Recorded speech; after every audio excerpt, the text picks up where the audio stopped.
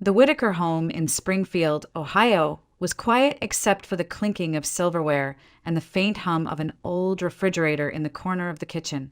The table was neatly set, but the atmosphere was heavy, as if every bite of food carried an unspoken tension.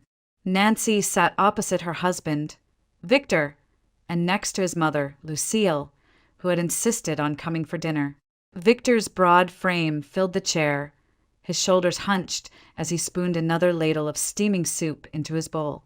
His face was flushed from more than just the heat of the kitchen. Frustration simmered beneath the surface. Across from him, Nancy sat upright, hands folded in her lap, her bank card tucked safely away in her purse resting on the chair beside her.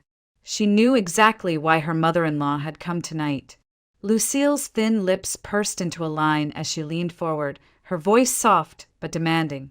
"Nancy, dear, you know how expensive my medications are. The pension barely covers groceries. A good daughter-in-law wouldn't hesitate to help." Nancy forced a polite smile, though her stomach churned. She had been here before, countless times. She had bought Lucille new furniture, paid for appliances, and even taken unpaid leave to drive her to a rehabilitation clinic after surgery. But tonight, something in her felt different. She pressed her fingers tighter against her lap and shook her head slowly. "Lucille, I can't give you my card. We've already spent so much this month. I need to manage what little is left." Victor's spoon clattered against the edge of his bowl. His eyes darkened as he turned toward her, a sharpness in his gaze that made her chest tighten. "You'll hand over that card tonight," he growled, "or you can pack your things and leave this house." Nancy blinked, stunned by the bluntness of the ultimatum. 23 years of marriage, and never had he spoken so coldly, so decisively. She barely had time to process the words before it happened. Victor reached across the table, his massive hand gripping the bowl. With a sudden motion, he tipped it forward. The soup poured over her blouse, scalding hot as it soaked through the thin fabric and seared her skin. She gasped, the pain immediate and fierce, a fiery sting racing across her chest. Her chair scraped against the floor as she bolted upright, clutching a napkin in vain to wipe away the liquid that only spread the burn deeper. The room was silent except for her sharp breaths. Victor towered over her, his face red with rage. "I told you," he spat. "You either give her the card or you're out." Lucille's eyes lingered on her daughter-in-law's trembling form. Instead of concern, a flicker of satisfaction crossed her features, almost a smirk, before she masked it with a practiced sigh. "Nancy, really, is it so hard to help an old woman?" Her tone was syrupy sweet, laced with venom. Nancy's hands shook as she dabbed at her blouse, the fabric sticking to her skin. The sting was unbearable, but worse than the pain was the humiliation, the realization that the two people at this table, who should have been her family, looked at her not with love but with contempt. For the first time in all the years she had lived with Victor, a cold wave of fear rippled through her. She saw something in his eyes that night that she had never wanted to believe existed. Something cruel, something dangerous. The man she had once trusted, the man she had built her life with, had become a stranger capable of deliberate harm. She stumbled backward, clutching her chest. Without another word, she turned and walked quickly toward the bathroom, ignoring the sound of Victor's derisive laugh and Lucille's murmured complaint that she was too dramatic. The bathroom door clicked shut, and for the first time, Nancy slid the lock into place. Inside, the fluorescent light buzzed overhead, casting a harsh glow on the small space. She peeled the soaked blouse from her body, wincing as the fabric tugged against the reddened skin beneath. Turning on the faucet, she let cold water run over the burns, her reflection staring back at her in the mirror. The woman who looked back at her seemed unfamiliar, eyes wide and wet with unshed tears, shoulders hunched in defeat, lips pressed into a thin, trembling line. She searched her own face as if it belonged to someone else. "How did I end up here?" she whispered to the mirror, her voice barely audible over the rush of water. How did my life become this? The sting of the burn was sharp, but the ache in her chest was sharper still. 23 years of sacrifice, of silence, of swallowing her words to keep the peace. Yet tonight, with one violent act, the illusion had shattered. Nancy pressed the cool washcloth against her chest, closed her eyes, and let the tears fall. The woman in the mirror no longer looked like the girl who once dreamed of writing stories, who believed in love, who thought she would be cherished. This woman was tired, frightened, and painfully aware that something in her life had to change. Nancy stayed in the bathroom longer than she needed to, pressing a cool cloth to her burns until the sting dulled. But it wasn't just her skin that hurt. A deeper wound throbbed in her chest, the kind that came from years of silence, from swallowing her dreams until they became unrecognizable. Her reflection in the mirror blurred with tears, and suddenly she was no longer the tired woman in her 40s, staring back at her. She was 19 again, sitting on the steps outside the old library at Ohio State, a notebook balanced on her knees. Back then, her handwriting flowed across the page like water. She had stories to tell, dozens of them, and she believed with all her heart that one day she would be published. Victor had been different then. He wasn't the man who had just hurled scalding soup at her. He was the boy with dark hair and a crooked smile who leaned against the rail and told her, "Nancy, you've got talent. People are going to want to read what you write."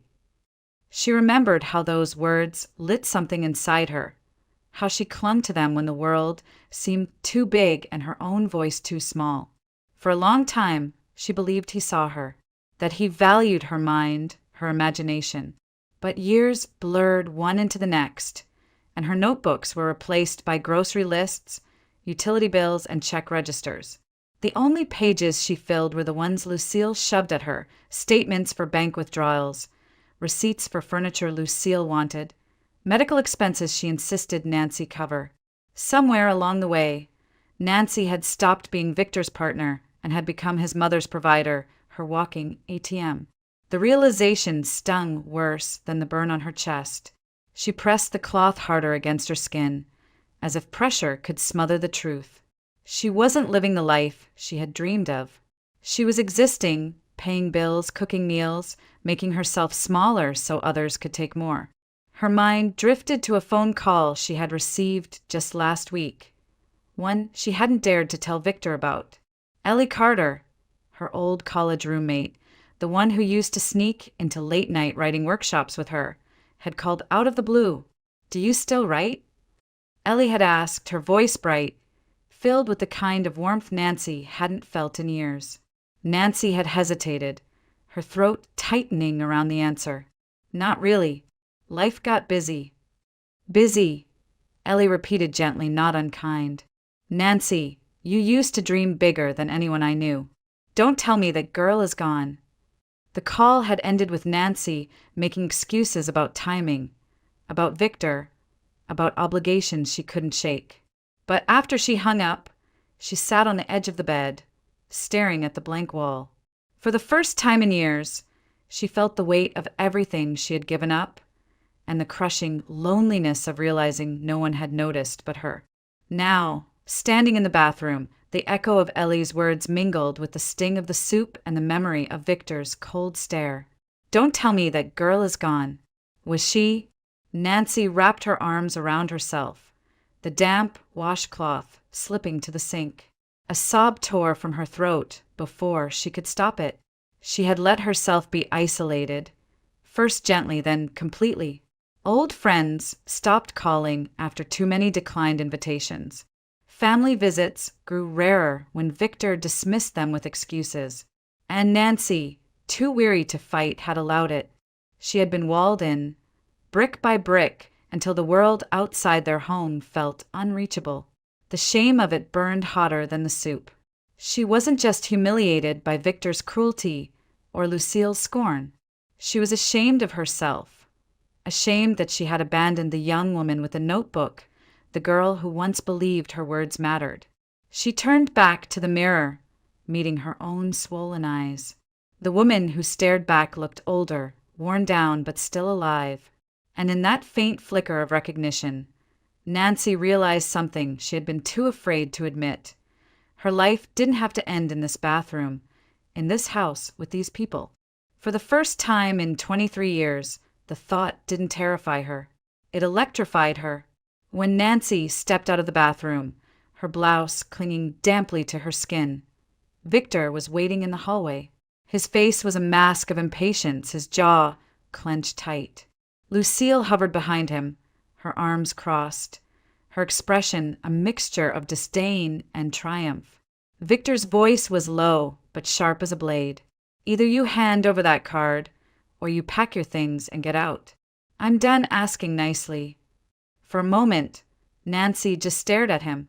The man who had once encouraged her to write now stood before her like an adversary, a stranger who wanted to strip away what little she had left of herself. She realized there was no softness left in him, no trace of the boy she had once trusted with her future. She walked past him without a word, her heart pounding, her body trembling from both the burn and the adrenaline. In the bedroom, she pulled an old suitcase from the closet, the same one she had carried to college decades ago. The zipper was stiff, but it opened with a tug, releasing the faint scent of mothballs. She began placing clothes inside, each folded shirt and skirt a silent declaration. She was leaving. Victor followed her into the room, his shadow stretching across the floor. "You think you can just walk out?" he demanded, his voice dripping with contempt. "Go ahead, Nancy. Run to your little friend. You'll come crawling back once you realize you can't make it on your own." Lucille's voice floated from the doorway, sharp and amused. "Don't bother Victor. She's just throwing a tantrum. She'll be back in a few days. They always come back." Nancy paused, her hands gripping the edge of the suitcase. Their laughter, his mocking, her smug certainty, echoed around her, fueling the fire that had been lit in the bathroom mirror. She turned slowly, meeting Victor's eyes. For the first time in years, she didn't look away. "I'm not your servant," she said quietly but firmly. Her voice didn't shake. "And I'm not your mother's bank account. I'm done." Victor smirked, as if her words were nothing more than a child's protest. "You won't last a week out there." "Maybe not," Nancy admitted, her tone steady. "But I'd rather struggle alone than keep dying here every day." The silence that followed was thick, broken only by the click of the suitcase latches snapping shut. Nancy pulled the handle upright and rolled it across the floor. With each step, the weight on her shoulders seemed to shift, not gone, not yet, but moving with her instead of against her. In the living room, she grabbed her purse, her keys jangling inside. Victor leaned against the wall, arms folded, watching her with a mixture of anger and disbelief. Lucille shook her head, muttering under her breath about ungrateful women and disrespectful wives. Nancy ignored them both. She opened the front door, the night air spilling in, cool and sharp. For the first time in years, she felt the possibility of freedom brushing against her skin. She stepped outside, the suitcase wheels rattling against the porch steps. Once in her car, she pulled the door shut and sat still for a long moment, her hands gripping the steering wheel. Her chest still ached where the soup had burned her, but the deeper ache, the years of silence, of being dismissed and diminished, was harder to bear. She exhaled slowly, forcing back the tears threatening to fall. Her phone buzzed in her purse. She reached for it with shaking fingers and scrolled to Ellie's name. With one press, the line connected. "Ellie." Nancy's voice cracked, raw and fragile. "I need your help." There was no hesitation on the other end. Ellie's voice was warm, steady, a lifeline stretched across the miles. "Come here, right now. My door is open." Nancy closed her eyes, the weight of the past 23 years pressing down and then, little by little, lifting. She turned the key in the ignition. The engine roared to life, and with it, a fragile sense of resolve. She didn't know what tomorrow would bring, but she knew one thing with absolute certainty. She was leaving. By the time Nancy pulled into Ellie Carter's driveway, the night air had cooled enough to sting against her damp blouse. The modest white house stood, with its porch light glowing warmly, a stark contrast to the dark silence she had left behind in Springfield. As she stepped out of the car, suitcase in hand, the door opened before she could even knock. "Nancy," Ellie said, her voice full of relief, as though she had been waiting all evening. She crossed the porch quickly and wrapped her arms around her old friend. For a moment, Nancy couldn't speak. She sank into the embrace, her suitcase slipping to the ground as the tension in her body began to unravel. Inside, the home smelled of baked bread and coffee. The walls were lined with bookshelves and framed photographs, a space that radiated warmth and belonging. Nancy's chest tightened as she realized how long it had been since she had felt this kind of welcome. "Sit down," Ellie urged, guiding her to the kitchen table. A pot of stew simmered on the stove, filling the room with a rich, savory aroma. Ellie ladled some into a bowl and set it in front of her, sliding a plate of freshly baked rolls across the table. Nancy hesitated, but the smell was too inviting. She took a bite, and the flavors, simple, hearty, comforting, brought tears to her eyes. The food wasn't extravagant, but it tasted of home, of safety. Something inside her broke open. Her fork clattered against the plate as the tears came in full, uncontrollable waves. Ellie rushed to her side, pulling Nancy into her arms once again. "Let it out," she whispered, holding her as Nancy sobbed against her shoulder. Years of silence, of swallowing pain, poured out in that small kitchen, and for the first time in decades, Nancy didn't try to stop it. When the tears finally subsided, Ellie poured her a cup of tea and sat across from her. "I know it feels impossible right now," she began softly, "but I've been where you are." Nancy lifted her head, her red eyes searching Ellie's calm face.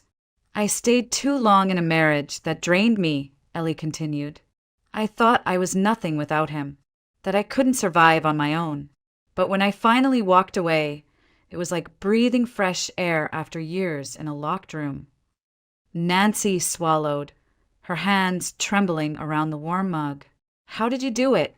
How did you find the strength?" Ellie smiled faintly. "At first, I didn't think I had any. I cried for weeks, but then I started writing again. Do you remember in college how we used to sneak into that creative writing seminar?" A faint memory stirred in Nancy's mind. Late nights spent scribbling stories, sharing dreams, believing the world was wide and waiting for them. She nodded slowly. "That's what saved me," Ellie said. "I picked up a pen and I didn't stop. I self-published my first book 2 years later. It wasn't easy, but it was mine. And for the first time in years, I felt alive again." Nancy stared at her friend, mingling with sorrow. She remembered the call Ellie had made just days earlier, urging her not to give up on herself. Back then, Nancy had brushed it off, too afraid to hope. But now, sitting in this warm kitchen, the possibility didn't feel as distant. "You can start over, Nancy," Ellie said firmly, her hand covering hers on the table. "It won't be easy, but you don't have to keep living like you did. You're stronger than you think." Nancy's throat tightened. The words sank deep, stirring something fragile yet persistent inside her. She wanted to believe it, that she could still begin again, that the girl with the notebook wasn't gone forever. She glanced around Ellie's home, at the books, the warmth, the life her friend had built from ashes. For the first time in years, Nancy allowed herself to imagine a future that wasn't defined by fear or servitude. Ellie squeezed her hand gently. "You don't have to figure it all out tonight. Just rest. You're safe here." Nancy nodded, her eyes brimming with fresh tears, this time not of despair but of fragile hope. She had walked away with nothing but a suitcase, yet in this kitchen, with Ellie's steady voice reminding her of who she used to be, she felt something she hadn't in years, the faint but undeniable stirrings of possibility. The next morning, Sunlight streamed softly through the lace curtains in Ellie's guest room. Nancy stirred awake, her body sore from the previous night's ordeal, but her mind more unsettled than anything else. The suitcase sat in the corner, half unpacked, a reminder that this wasn't her home. Not yet. Ellie knocked gently before pushing the door open, carrying a tray with toast and coffee. "You need your strength," she said, setting it on the nightstand. "We have a lot to talk about." Nancy sat up slowly, wrapping the blanket around her shoulders. "I don't even know where to start." "That's why I'm here," Ellie replied. She pulled up a chair and leaned forward, her eyes steady. "The first thing is your documents. Your driver's license, social security card, employment records. Anything Victor might try to withhold. Without them, you can't move forward legally or financially." Nancy felt her chest tighten. Victor had always kept the important papers in a locked drawer in their bedroom, insisting he was better at handling details. She had let it slide for years, until it became habit. Now the thought of confronting him for them made her stomach twist. He'll never hand them over willingly. "Then we'll do it the right way," Ellie assured her. "I know someone at the precinct. Officer Daniels. He's worked with women in situations like yours before. We'll go together, explain what's happening, and make a plan. That way Victor can't accuse you of theft or trespassing." The mention of the police made Nancy uneasy. She had never considered herself the kind of woman who would need legal protection. But the image of soup dripping down her blouse, Victor's cold command in her ears, and Lucille's smirk hardened her resolve. "All right," she whispered. Ellie reached across and squeezed her hand. "Good. One step at a time." After breakfast, they moved into the kitchen, spreading papers across the table. Brochures, job postings, rental listings. Ellie's pen scribbled notes in the margins as she explained. "I know a landlord who rents small apartments near downtown. It's not glamorous, but it's safe and it's yours. Independence starts with your own space." Nancy traced her finger over the faded photo of a one-bedroom apartment. The rent seemed overwhelming on paper, especially without Victor's paycheck supplementing the household. But Ellie's steady presence kept her from panicking. "As for work," Ellie continued, "you have more options than you think. Remember the editing skills you used to have? A friend of mine runs a small publishing house. They're looking for part-time help. It's not much money to start, but it's a foot in the door." Nancy's breath caught. The idea of working with books again, after years of burying her love of words beneath household chores, was almost too much to hope for. "Do you really think I could do it?" Ellie smiled. "I know you can. I've read your writing, Nancy. That talent doesn't just disappear. You just need a chance." The conversation stretched into the afternoon, weaving through practicalities and possibilities. Every time Nancy's fear threatened to overwhelm her, Ellie redirected her to a small, achievable step. Call Officer Daniels, view the apartment, draft a resume. Piece by piece, the overwhelming mountain of change began to look like a series of manageable hills. Still, doubt lingered. What if Victor comes after me? What if he makes things worse? "He'll try," Ellie admitted honestly. "But with a police report on file, and with you standing firm, he can't control you the way he used to. This is about taking back your life, Nancy. Not in one grand gesture, but in steady steps."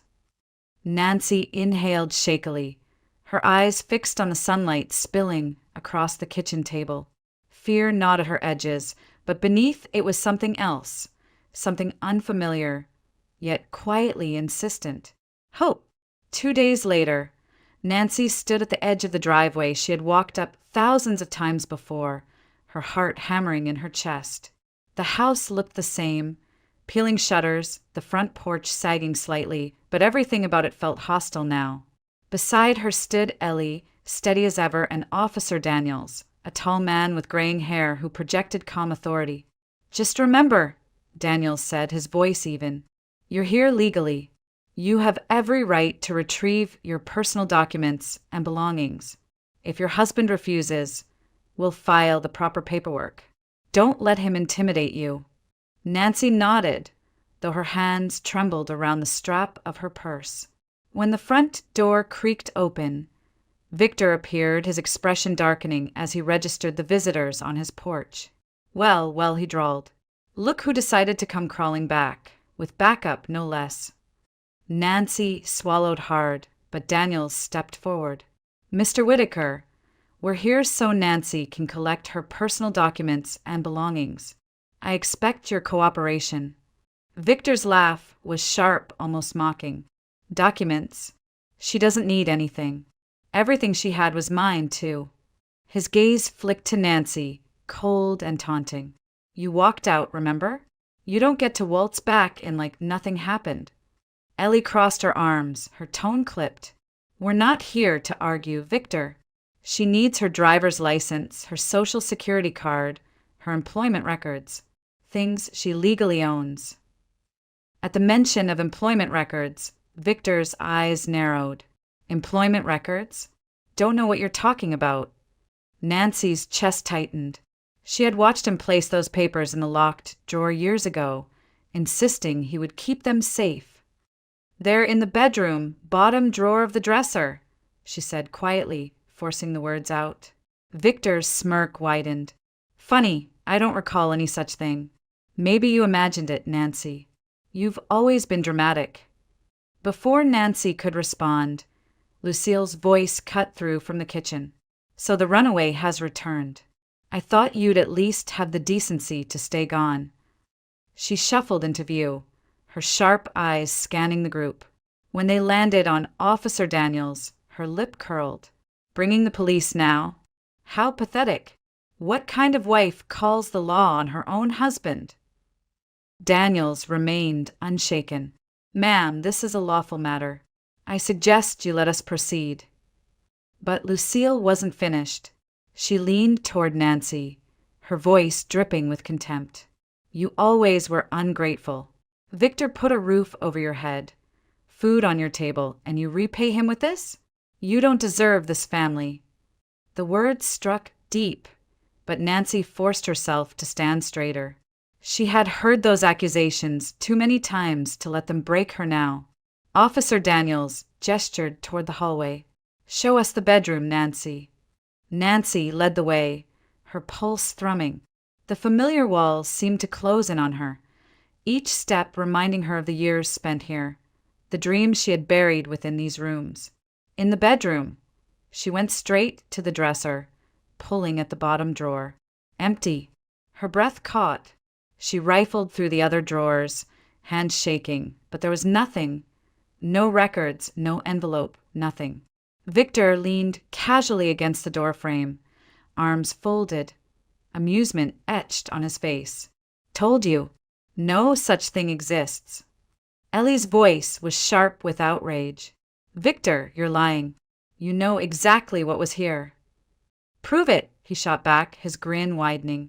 Nancy's knees weakened as her gaze swept the room. That drawer had once held more than just papers. It had held the stack of notebooks she had guarded like treasure, the stories she had poured herself into late at night, when Victor and Lucille were asleep. Years of writing, her one tether to the girl she used to be. Now, the space where they had sat was barren. Her vision blurred as realization struck. "My notebooks," she whispered, her voice breaking. She yanked open the closet, the nightstand, every drawer, desperation clawing at her chest. But they were gone. Every page, every story, every piece of herself she had dared to preserve gone. Victor's laugh cut through the air like glass shattering. "Oh, those old scraps? Worthless junk. I threw them out weeks ago. Did you really think anyone cared about your silly scribbles?" The room spun around her. Her throat tightened as if the air itself was collapsing. Those notebooks had been her lifeline, her secret rebellion, the last piece of her she hadn't surrendered. And now, they were ash in some dumpster, destroyed by the very man who once claimed to love her. Nancy pressed a hand to her mouth. the sob tearing free despite her effort to hold it in. The loss hit harder than the burns, harder than the insults. It was as if Victor had reached into her chest and ripped out the one thing that was truly hers. Ellie was beside her in an instant, wrapping an arm around her shoulders. "Nancy, look at me," she said firmly. "He can't erase you. Not really. Those words were inside you once, and they're still inside you now." But Nancy couldn't answer. She sank to her knees, staring at the empty drawer, her tears falling freely. All she could think was that her soul, her voice, had been silenced. Nancy's hands trembled as she zipped a small duffel bag filled with the few things she had managed to recover. Officer Daniels had stood by while she gathered them. Her driver's license, social security card, a stack of old family photographs she found in a shoebox, and a handful of trinkets tucked away in the closet. Nothing compared to the notebooks that were gone forever, but they were hers. At least these pieces of her past had survived Victor's disdain. The weight of the loss still pressed hard on her chest as she stepped out of the house. Lucille muttered curses under her breath, and Victor smirked from the doorway, but Nancy no longer answered them. She clutched the bag to her chest like armor, her silence speaking louder than anything she could have said. Outside, the crisp Ohio air cooled her burning cheeks. Ellie was waiting by the car, her eyes soft with concern. "You got some of what you needed," she said gently, opening the trunk. Nancy nodded, though her throat ached. "Not everything. Not the most important things." "I know," Ellie whispered, squeezing her arm as they climbed into the car. Officer Daniels gave a brief nod of reassurance before driving away, leaving the two women alone in the fading afternoon light. The ride back was quiet, broken only by the hum of the tires against the asphalt. Nancy stared out the window at the passing houses, the manicured lawns, and fading holiday decorations. She felt suspended between two worlds, one she had finally walked out of, and another she hadn't yet built. When they arrived at Ellie's home, Nancy carried the bag inside and set it carefully in the guest room. She sat on the bed, her shoulders slumping under the weight of exhaustion. Tears welled in her eyes again, but this time they didn't fall. They hovered there, restrained by something new she couldn't quite name. Ellie entered quietly, two steaming mugs of tea in her hands. She handed one to Nancy and sat beside her. "It hurts," Ellie said simply. "Losing those notebooks, I know. They were a part of you." Nancy's voice cracked as she answered. "They were my life. Every thought I was too afraid to say out loud. I put them there, and now they're gone." Ellie let the silence stretch before replying. "Sometimes," she said softly, "the old has to be cleared away so the new can take root. Maybe those pages are gone because you're meant to write something even stronger now." Nancy shook her head, her grip tightening on the mug. "I don't know if I can. I feel empty." "You're not empty," Ellie countered gently. "You're grieving. That's different. And grief means there was love, for your words, for your voice. That love is still in you, Nancy. You just have to let it rise again." The words settled between them, quiet but insistent. Nancy stared down at the tea, watching the steam curl into the air. She remembered late nights in college, scribbling words by the glow of a desk lamp, her heart racing with possibility. She remembered the feeling of creating worlds that belonged only to her. The memory was faint, fragile, but it was still there. For the first time since Victor's cruel laugh in the bedroom, Nancy felt something stir within her. It wasn't confidence, not yet. It was smaller, like a spark buried under ashes, but it was real. She set the mug on the nightstand and leaned back against the pillows, her body still aching but her mind beginning to shift. Maybe Ellie was right. Maybe the destruction of her old words wasn't the end but the beginning of something she hadn't dared to imagine yet. Ellie squeezed her hand once more before standing. "Rest. Tomorrow is a new day. You've already taken the hardest step walking away. The rest will follow."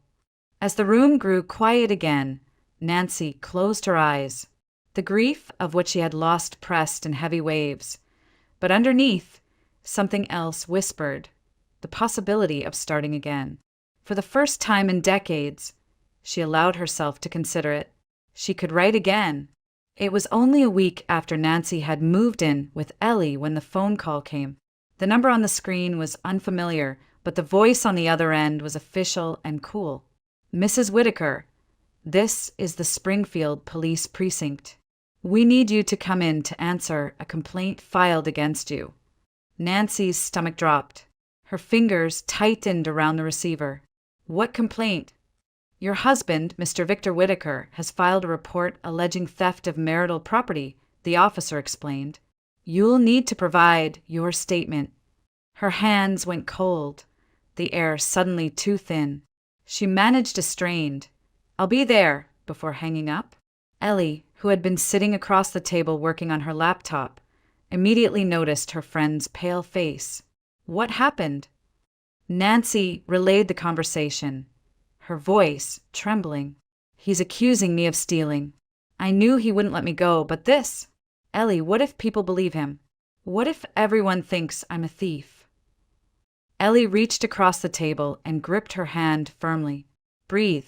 That's exactly what he wants, to scare you, to make you doubt yourself. But remember, you didn't take anything that wasn't yours. We'll go together. The following morning, the precinct loomed ahead, its brick facade stark against the gray Ohio sky. Nancy's legs felt heavy as she climbed the steps, Ellie's steady presence beside her the only thing keeping her from turning back. Inside, the fluorescent lights buzzed, and the faint smell of coffee and paperwork lingered in the air. At the front desk, the officer directed them to an interview room. Nancy's palms sweated as she sat at the metal table, her mind racing with images of neighbors whispering, headlines branding her a criminal. For 23 years, she had lived quietly, dutifully. The thought of her name being tainted now filled her with dread. An officer entered, clipboard in hand. He introduced himself calmly and took a seat. Mrs. Whitaker, your husband has alleged that you removed property from the marital home without consent, items of financial and personal value. Nancy's throat tightened. The only things I took were my identification, my social security card, some photographs, and a few personal belongings, she said, her voice wavering at first but gaining steadiness. Officer Daniels was present the entire time. He can confirm it. The officer nodded, jotting notes. He did mention Officer Daniels was there. That helps clarify things. Did you take any items belonging solely to Mr. Whitaker? No, Nancy said firmly, finally lifting her eyes. Nothing that wasn't mine. Ellie leaned forward slightly, her voice even, but protective. She's telling the truth. This accusation is nothing more than an attempt to harass her. The officer regarded them for a moment before setting his pen down. Mr. Whitaker provided no inventory list, no receipts, no evidence to support his claim. Given the presence of a police officer during your retrieval, there's no grounds to pursue this complaint. As far as the precinct is concerned, the matter is closed. Nancy exhaled shakily, her shoulders sagging with relief. But even as the words settled, the tremor in her chest remained. She had braced herself for humiliation, for judgment, only to find the system siding with her this time. Still, the experience rattled her. As they walked back into the parking lot, Nancy wrapped her arms tightly around herself. He's never going to stop, is he? He'll keep finding ways to hurt me. Ellie turned to face her, eyes steady. He'll try, because he doesn't know how else to live without control. But you're not the same woman he thinks you are, and you're not alone anymore. Nancy looked at her friend, the morning wind lifting strands of hair from her face. The fear still pulsed inside her, but beside it, another truth was forming. Victor could lie, could scheme, could claw at her reputation. But for the first time in decades, she wasn't standing defenseless. She wasn't alone. That night, Nancy lay awake in the guest room at Ellie's, the house silent except for the faint hum of the furnace. The day's events replayed in her mind. Victor's false accusations, the sterile precinct room, the relief when the complaint was dismissed. Exhaustion eventually pulled her under, and when she dreamed, it wasn't of Victor or Lucille. It was of her mother. She saw herself as a little girl, sitting at the kitchen table of her childhood home in Springfield, crayons scattered across the surface. Her mother stood behind her, hands on her shoulders, looking down at the crooked letters Nancy had written. "You have a gift, sweetheart," her mother had said, her voice warm, encouraging. "Don't ever be afraid to use it." In the dream, her mother's face was softer than Nancy remembered, but her eyes held the same gentle fire. "Stand up," she whispered, her hand brushing Nancy's hair like it used to when she was small. "Don't let them take your voice. It's still yours." Nancy jolted awake, her heart racing, tears stinging her eyes. The room was dark, but her mother's words lingered, echoing through her chest like a command. She sat upright, clutching the blanket, the ache of longing mingling with a strange, fragile determination. By morning, the dream still clung to her. She found Ellie already in the kitchen, a pot of coffee brewing and a stack of papers spread across the table. Ellie glanced up, a knowing look in her eyes. "You didn't sleep well," she said gently. Nancy shook her head, sliding into a chair. "I dreamed of my mom. She told me not to give up." Ellie reached across the table, squeezing her hand. "Then maybe that's your answer." Nancy's gaze fell to the papers. "What's all this?" "I made some calls," Ellie said matter-of-factly. "There's a small publishing house downtown. They're looking for someone to help with editing, part-time to start. I told them about you." Nancy's chest tightened. "Ellie, I don't know. I've been out of that world for so long." "Don't talk yourself out of it," Ellie interrupted softly. "You know books. You love words. This could be your way back." For a moment, Nancy hesitated, fear prickling at her edges. She thought of Victor's voice, mocking her notebooks, calling them worthless scribbles. She thought of Lucille's disdain, the years of being silenced, reduced to nothing more than a provider. Could she really step back into a world she had abandoned decades ago? But then she remembered her mother's words in the dream. "Don't let them take your voice. It's still yours." Nancy exhaled slowly, reaching for one of the papers. The job description was simple: proofreading manuscripts, assisting with layout, answering phones. Modest work, but within it lay the possibility of something greater. She felt a flicker of excitement, tentative but real. Ellie smiled as she watched her friend scan the listing. "It's not about the paycheck, Nancy. It's about rebuilding, piece by piece." Nancy nodded, her hands trembling slightly as she set the paper down. "I want to try." Ellie leaned back, satisfied. "Then we'll go tomorrow. I'll drive you." Later that afternoon, Nancy sat at the desk in the guest room. Ellie had left a notebook and pen there, almost as if she had known Nancy would need them. The blank page stared up at her, both inviting and terrifying. She held the pen in her hand for a long time, her mind swirling with doubts. What if she couldn't do it anymore? What if the words wouldn't come? But slowly, her fingers loosened, and she pressed the tip to the paper. The ink flowed, shaky at first, then steadier. The words weren't perfect. They didn't need to be. What mattered was that they were hers. Nancy wrote until her hand ached, tears slipping down her cheeks as relief mingled with fear and joy. It felt like breathing again after years of suffocation. The notebooks Victor had destroyed were gone, but in this moment, she realized he hadn't taken her voice. The pen scratched across the page, the white expanse slowly filling. It was small, fragile, but it was a beginning. And for Nancy, that was enough. The publishing house sat in a narrow brick building downtown, its windows lined with books and posters of recent releases. Nancy paused on the sidewalk, her hands trembling as she smoothed her skirt. Ellie touched her arm, her voice steady. "Just be yourself. They're not expecting perfection. They're expecting you." Inside, the office buzzed with quiet energy. Stacks of manuscripts covered desks, the scent of ink and coffee filling the air. A woman in her 30s greeted Nancy warmly and led her into a small conference room.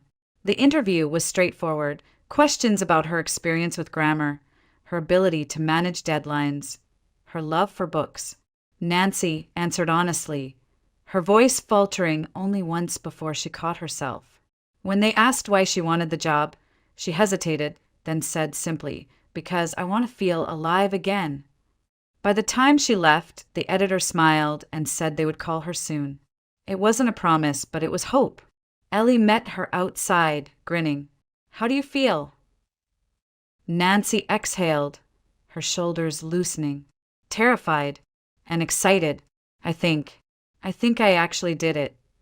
They spent the afternoon driving around Springfield, touring modest apartments near downtown. Nancy ran her hand along the walls of each small space, imagining furniture she didn't yet own, quiet mornings with coffee and a notebook, evenings where no one shouted or demanded. It wasn't much, but it was hers. That night, back at Ellie's, the two women sat at the kitchen table with takeout containers between them. Ellie raised her glass of wine. "To your first day of freedom." Nancy clinked her glass against her friend's, a small smile breaking through.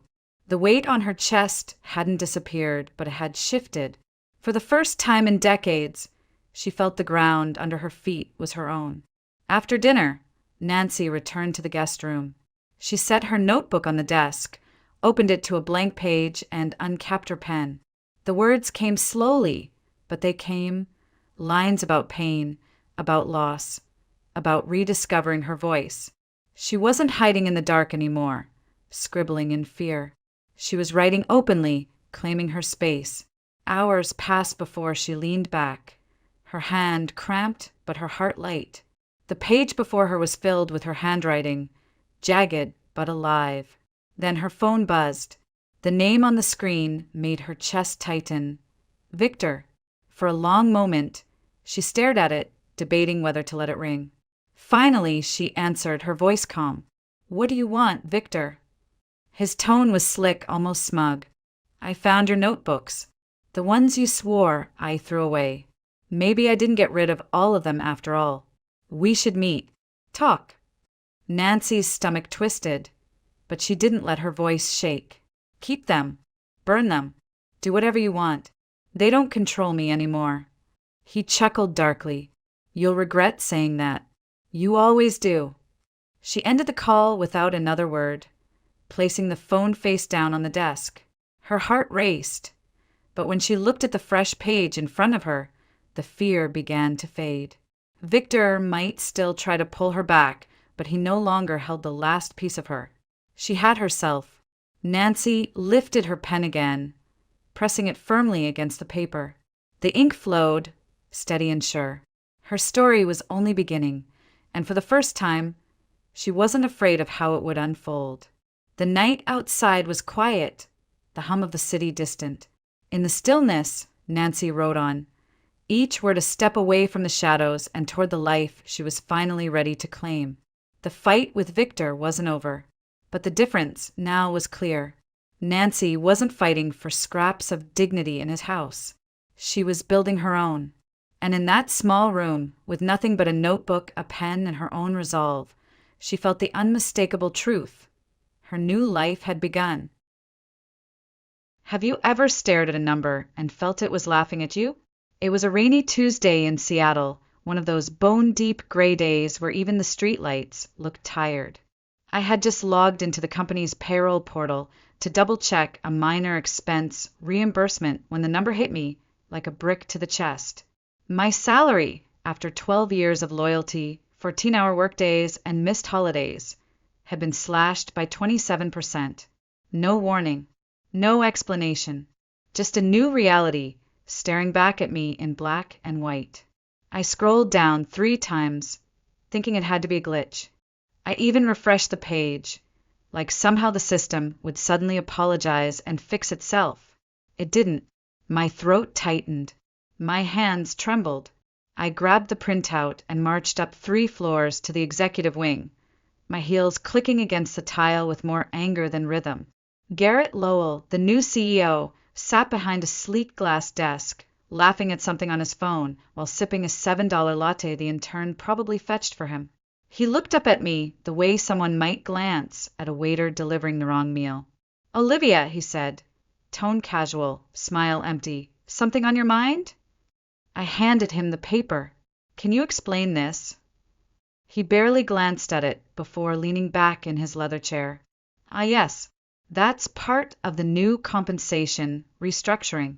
Nothing personal, just aligning things with market standards." "I wasn't consulted," I said, keeping my voice even. "This is nearly 1/3 of my income."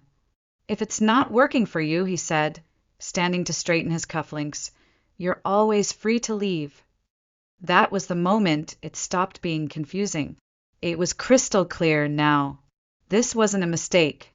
It was a message. I walked out of his office in a daze. 12 years.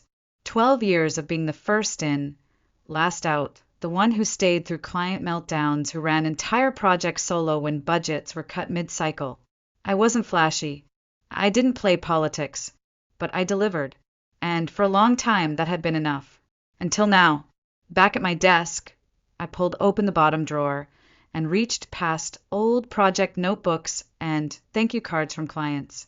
My fingers touched smooth black lacquer, the fountain pen my father gave me the year before he died. He had been forced out too. 30 years at a manufacturing firm, only to be downsized 1 week before retirement. I remembered the night he came home, sat at the kitchen table without touching his food, and whispered, "I gave them everything." That night I had made a silent promise. No one would ever take that much from me and walk away clean. I held the pen tight in my hand now, the metal warm, from memory. Not this time. Not this woman. Not this ending. The decay wasn't sudden. That's what made it worse. It was subtle, methodical, almost polite. It began the following week.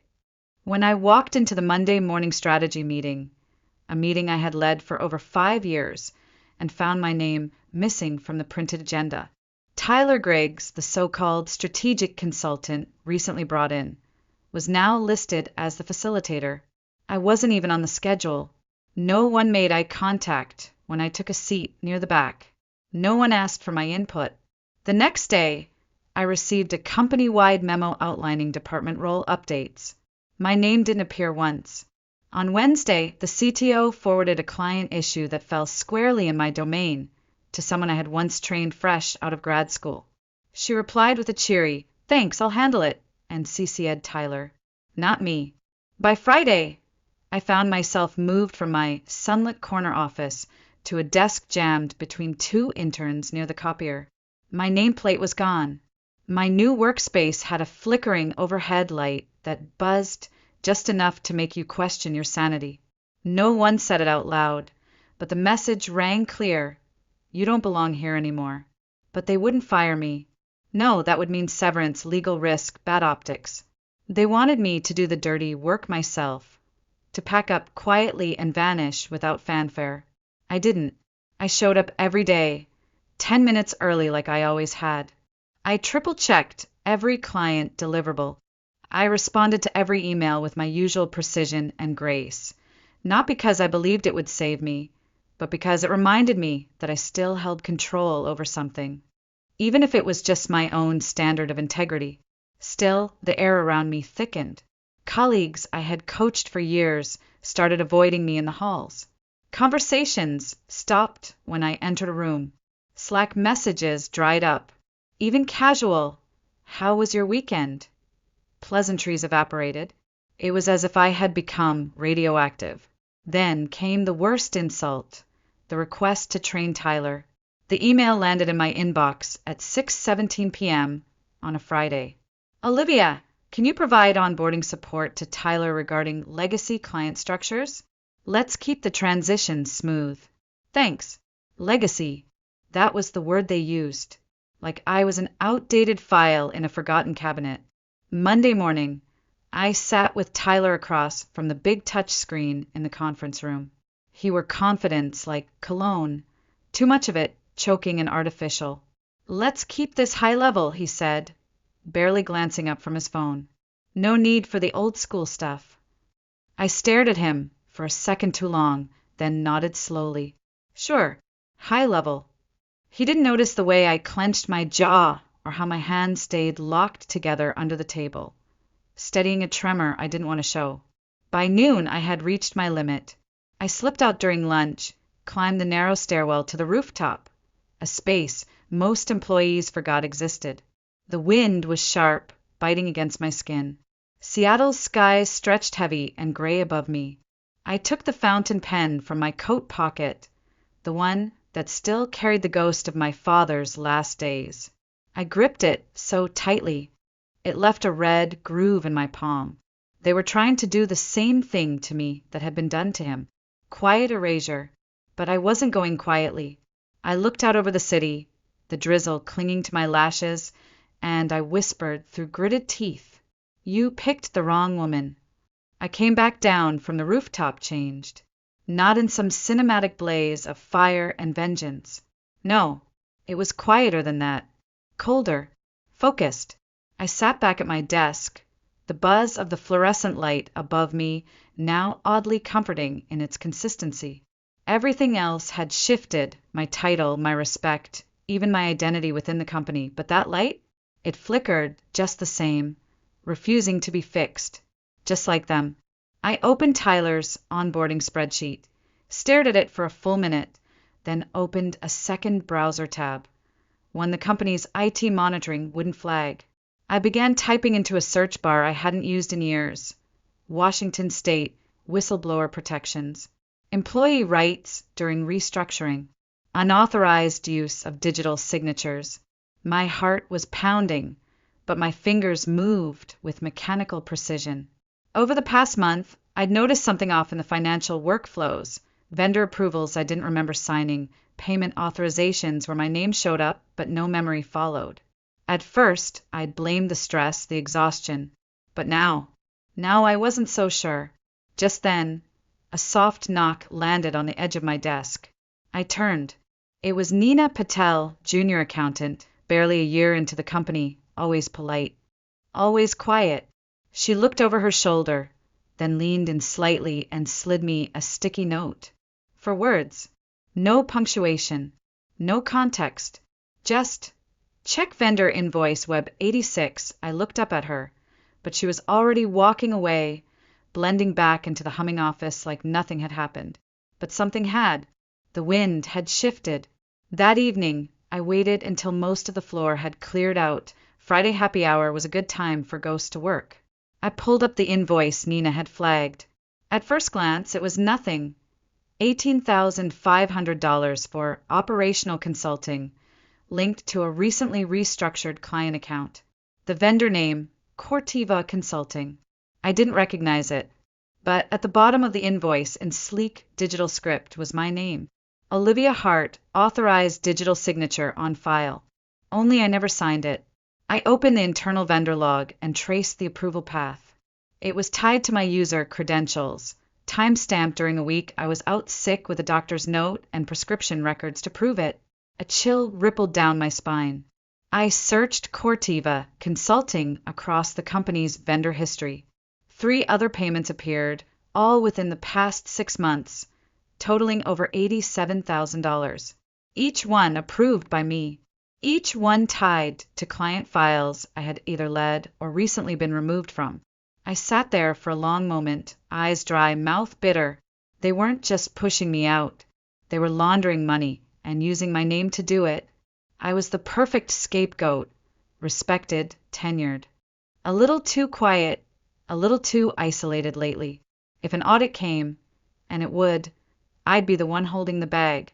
Garrett would walk away smiling. Tyler would stay clean.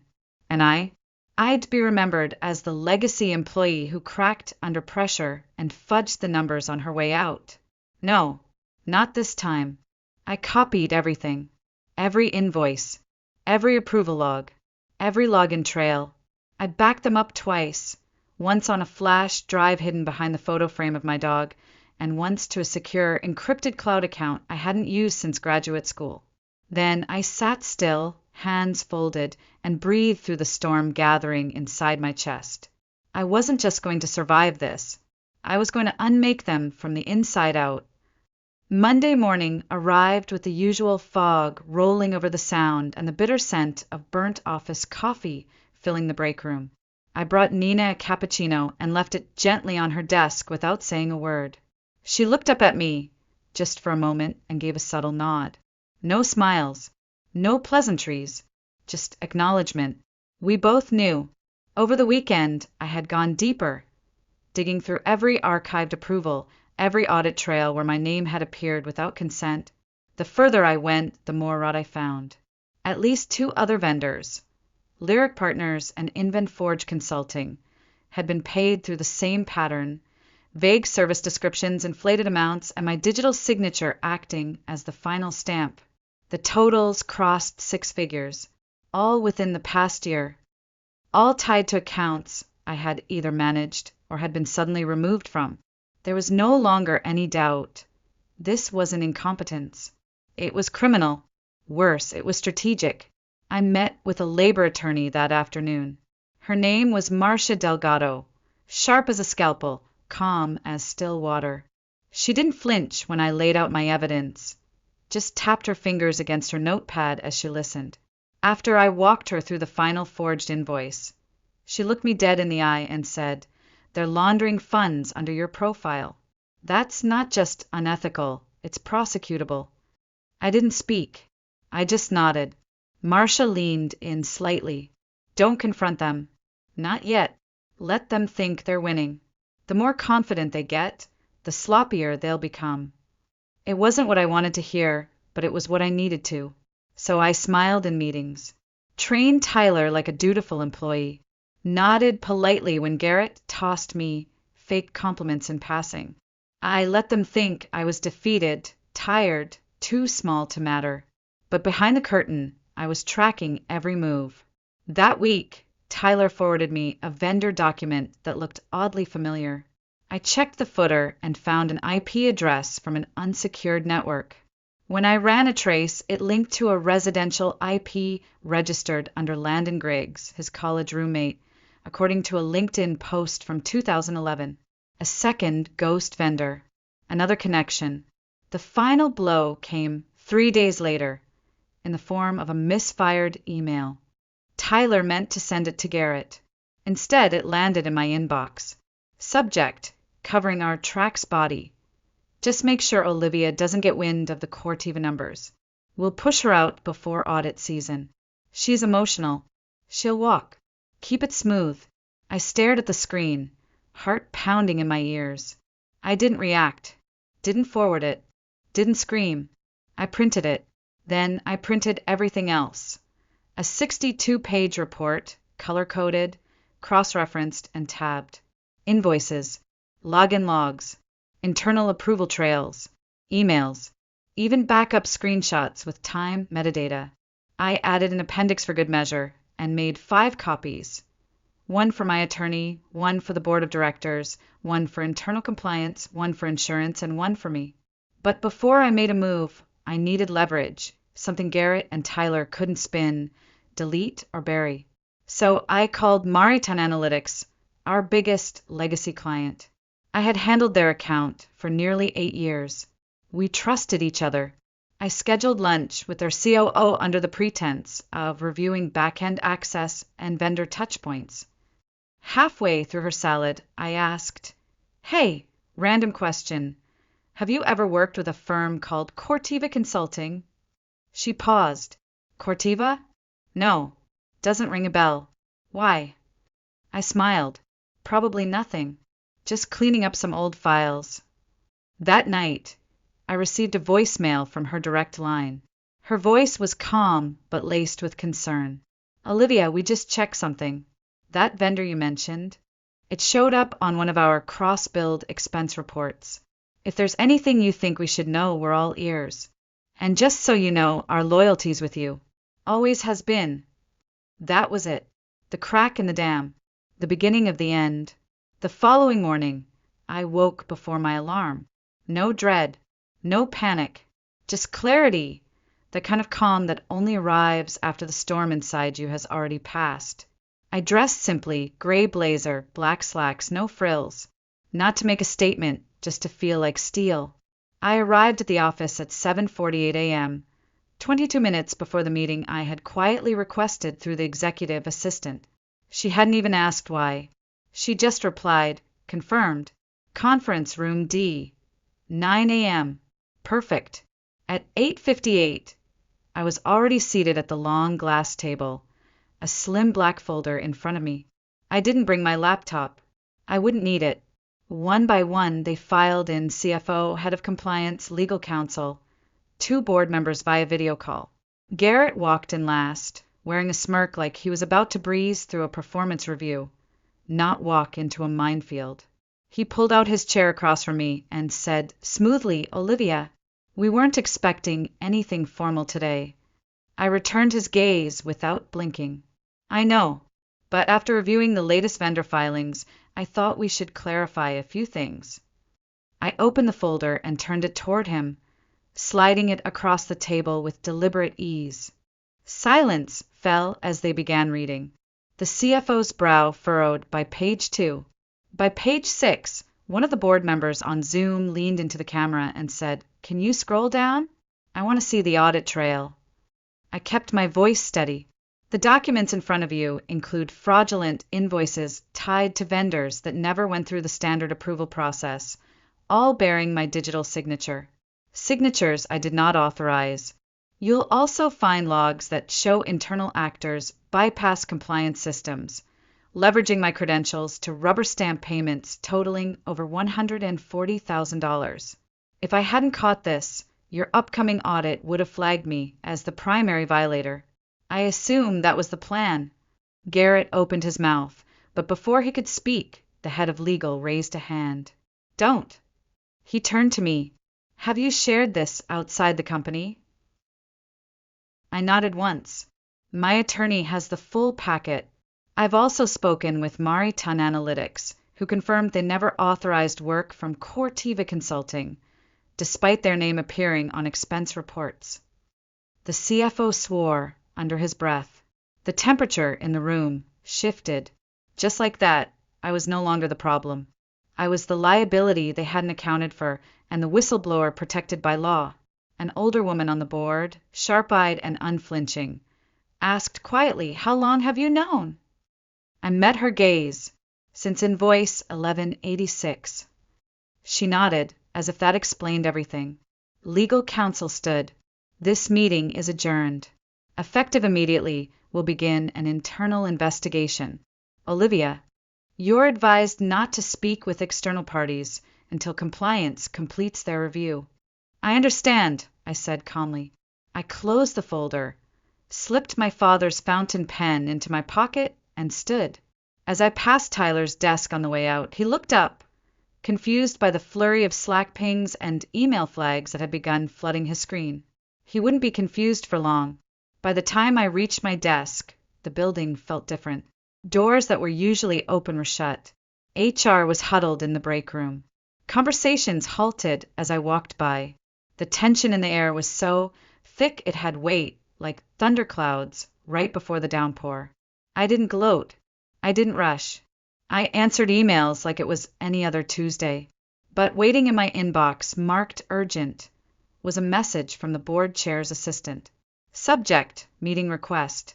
Body, the chair would like to speak with you privately this afternoon. Please confirm availability. I clicked reply. One word, confirmed. Then I sat very, very still and exhaled. The call came at 4 p.m. sharp. Raymond Walsh, board chair of Argent Edge Financial Systems, was a man known for being measured, precise. His voice on the line felt like cold granite, solid, composed, but not without a certain gravity that told you he'd seen storms before. "Olivia," he said, "what you presented this morning was both impressive and deeply disturbing." I waited. "We've opened a formal investigation. Effective immediately, Garrett Lowell has been placed on administrative leave. Tyler Griggs as well. You did the right thing bringing this to us when you did. There was a pause, then a shift, his tone softer, almost human. We recognize this has put you in an incredibly difficult position. So I'll ask you plainly, what do you want, Olivia? From us? It was the first time anyone at that level had asked me that. Not what I could give, not how much more I could take, but what I wanted. I took a breath. I want my name cleared, formally, in writing. Done. I want full transparency in the investigation, and I want it acknowledged that my digital signature was used fraudulently, that my career was nearly destroyed by an internal system that protected predators and punished silence. He didn't hesitate. Also done. But I wasn't finished. I want you to understand something, I continued. This didn't happen just because of one unethical man. It happened because the culture here allowed it. It rewarded him, protected him, and tried to erase people like me the second we stopped being convenient. There was a long silence, the kind that doesn't ask for more words, just absorbs them. Finally, Raymond said quietly, "Understood. And Olivia, for what it's worth, I'm sorry. It wasn't worth much, but it was something." 2 days later, the company issued an internal memo. Effective immediately, CEO Garrett Lowell has stepped down for personal reasons. A full audit of vendor contracts from the past 2 years is underway. New whistleblower protections have been implemented company-wide. Tyler's name vanished from the employee directory. His desk was cleared out before noon. I didn't say a word, but my inbox did. Messages flooded in, some from junior analysts I barely knew, others from team leads who hadn't spoken to me in weeks. They all started the same way. "Thank you. I wish I had said something. You have no idea what this meant to us." But the most unexpected message came from Mariton Analytics. Subject: Career Opportunities Body. "Olivia, we were beyond impressed with your professionalism and integrity. If you ever consider a move, we'd love to speak with you." I stared at that email for a long time. I wasn't planning to leave right away. Not yet. I wanted to see the fallout fully unfold. But something had shifted. A seed had been planted. A week later, I was invited back to the executive floor, not as an employee under review, but as a potential advisor. They wanted me to help rebuild trust with clients, to consult on reforming internal compliance systems. I declined, politely, firmly. They had tried to replace me, and now, without me, they were scrambling to hold the foundation together. But I didn't need their titles. I didn't need their apologies. I had reclaimed something far more powerful, my voice. On my final day, I passed by Garrett's empty office. The blinds were drawn, the chair pushed back like someone had left in a hurry. I paused for a moment, not out of bitterness, just reflection. Then I kept walking. I took the elevator down, slowly, alone, the hum of its descent matching the quiet rhythm of my own breath. In my hand, a plain white envelope containing my company badge. I'd leave it on my desk like an old receipt. No announcement, no farewell cake, no hollow speeches. Just done. As I stepped out into the lobby, I looked up at the security camera tucked in the corner. For a brief moment, I almost smiled. Not because I was proud, not because I had one, but because I had nothing left to fear. Outside, the Seattle drizzle had returned, washing the sidewalks in that soft, silvery gray the city was famous for. I walked 4 blocks to a building I had passed dozens of times but never entered. Mariton Analytics.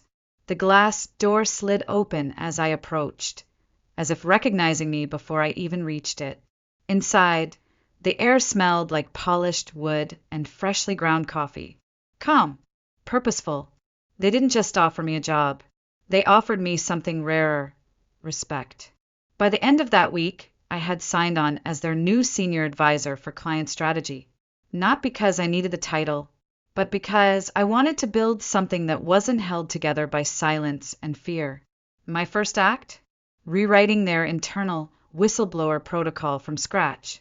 I didn't post about it on LinkedIn. I didn't give interviews. I didn't go viral. But the messages came anyway. Private ones. Quiet ones. Olivia, you don't know me, but your story gave me the courage to file my report. I've been sitting on something for months. You reminded me I'm not powerless. I thought I was alone. That's when it hit me. This had never really been about revenge. That was just the first door, the fire that cracked the shell. What came after was something else. Something quieter, stronger, more enduring. Legacy, not in the form of plaques or headlines, but in the systems rebuilt, the silence broken, the women who now knew their value wasn't determined by a title or a salary or someone else's timeline. One afternoon, I found myself near the Argent Edge building again. Not out of nostalgia, just passing through. I glanced up at the 7th floor. The lights were on. New faces sat behind desks that had once held my unpaid overtime, my late-night client decks, my missed birthdays. And I didn't feel anger. I didn't feel regret. Just distance and peace. There's a kind of closure that doesn't need applause. It doesn't scream. It doesn't demand. It simply is. The quiet knowing that you told the truth and you were heard. That you didn't burn their bridges. You just lit your own path. And maybe that's what scared them the most. Not the evidence. Not the board meeting. Not even the fallout. But the stillness of a woman who refused to be erased. The unshakable calm of someone who didn't fight with fists. She fought with preparation, patience, and precision. And then she walked away, on her own terms, free, respected, whole.